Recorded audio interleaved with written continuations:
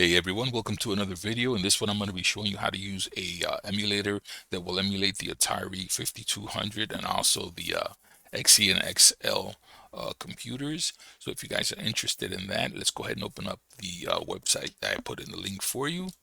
And we're going to come across this page right here. Now, once you get here, you want to go ahead and travel over here to the right. Don't click on this one. For some reason that link is down, so what we're going to do is click on the setup file over here. You're going to extract that to your downloads folder. Once that is extracted, we're going to go ahead and navigate to that folder. Now keep in mind, as always, for most of these Atari emulators, you are going to need the BIOS ROM files, so you're going to have to find those. I'm going to show you what they look like. The same for the games themselves. So you guys already know, just go ahead and search Google, and those are super easy to find. So once we got that extracted to the folder, you're more or less going to have something that looks like this. So this is what the BIOS ROM files look like. So make sure you have each of these on here.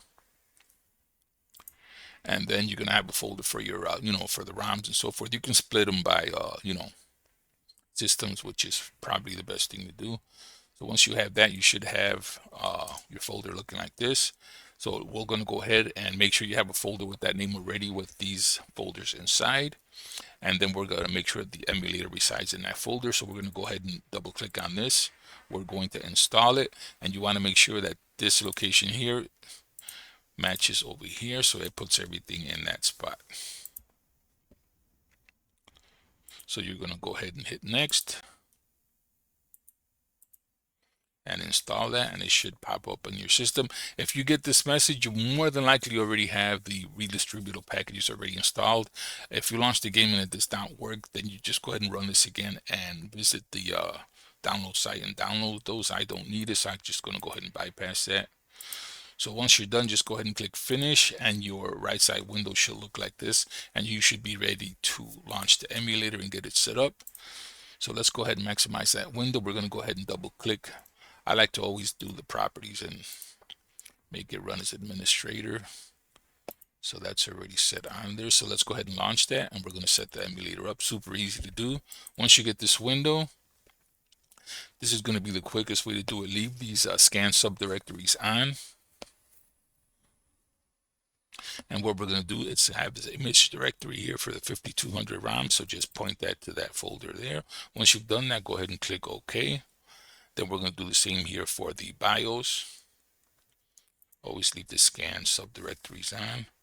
And we're going to go to the BIOS folder, and that's simply right there. And then click select.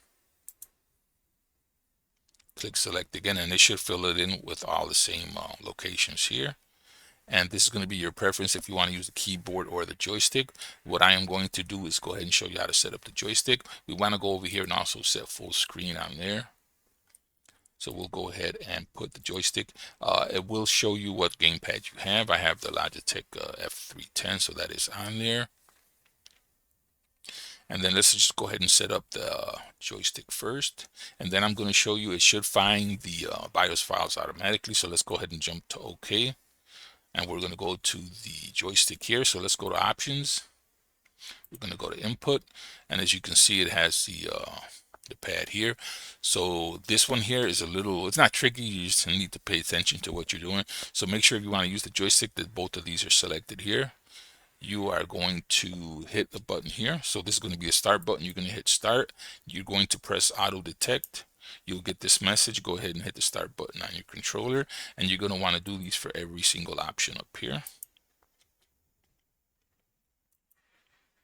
So remember, once you've picked the function you want, make sure that you hit auto detect. And then you're going to press the corresponding button.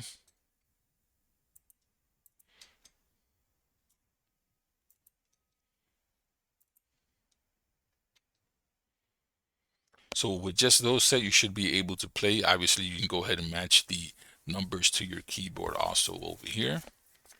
Now, what I'm going to be showing you is how to run the games. You can obviously use this also like the old Atari 400 and the 800 computer system. This video here is just going to be for the purpose of the games. So we're going to go ahead and hit OK, and then we can go in here and kind of mess around with the options for your video. You can go ahead and set the defaults here. You can put shaders. I played around with the shaders for a little bit and didn't like Some of them made the system crash, the emulator, so I decided not to mess with them. You can, however, use the NTSC filter here, and this is kind of neat because it does show you the games more or less the way they would look on an old CRT, you know, with the composite S video and the RGB settings up here in the RF. So you can choose to go ahead and do those. I like this one as it brings back memory of the old TVs. So once you're done, you can go ahead and hit OK there. You have miscellaneous options here. Like I said, palette, shader, debug, create media. That's all kind of other different options. You got the sound right here. I suggest you just leave everything at default on that one. The view, full screen. You can set the system here, the RAM here, video, you can set that to either NTSC or PAL. Remembering NTSC is 60 frames US and PAL is 60 or 50 for Japan. And now when we click here, it should have already found the files for us, as you can see what we did earlier. So it physically did find the files on its own. You didn't need to go in here and do it through here because we chose that automatic and scan the folders automatically. So basically the machine is set up to go. So we can go ahead here and launch a ROM and we should be ready to go. Let's launch something familiar. Let's do Centipede. And once you double click, as you can see, the game starts. If you set up the joystick correctly, all you should have to do is hit start once this menu shows up, and you should be able to play. And as you can see, like I said, that basically makes it look like the old TV screens. So that is super cool if you're want to reminisce the way this looked back in the day. So that is it for this one. Super easy emulator setup. Hope you guys enjoyed that. If you used the video, go ahead and give me a thumbs up. If you haven't subscribed, please do so. And we will catch you guys on the next video. Have a good one.